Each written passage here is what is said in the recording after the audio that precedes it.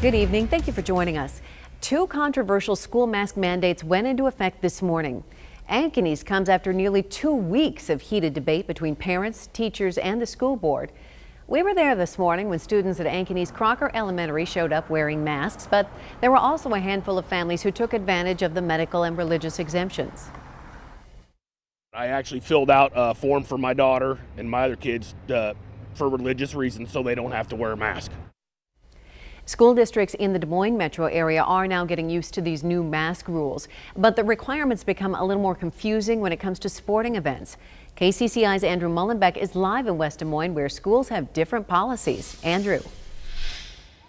The schools break down into two camps. Either they require masks indoors or they don't require masks at all.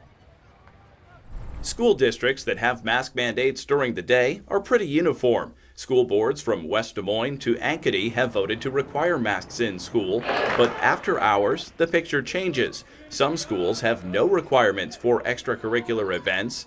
Others mandate them indoors. Brad Rose from Valley High School says at least there is agreement on outside events. Fans, outdoor activities like football, a football game or cross country or something we have outside like you're seeing behind me right now, masks are not required outside. But inside, West Des Moines Community Schools, Des Moines Public Schools, and the Urbandale Community School District will require fans to wear masks. In some cases, that may also involve athletes not in the game. If the game is going on and you're someone who might be going in and out, we still consider that part of the activity, so you don't have to wear one. So it's not like last year where we're doing social distancing 6 feet. It's just a mask when indoors, but when the athlete's in an activity, they don't have to wear one. The school districts in Ankeny and Johnston are not requiring masks at either indoor or outdoor events. We're live in West Des Moines. Andrew Mullenbeck, KCCI 8 News, Iowa's news leader. Now, those new mask requirements may come to an end Monday.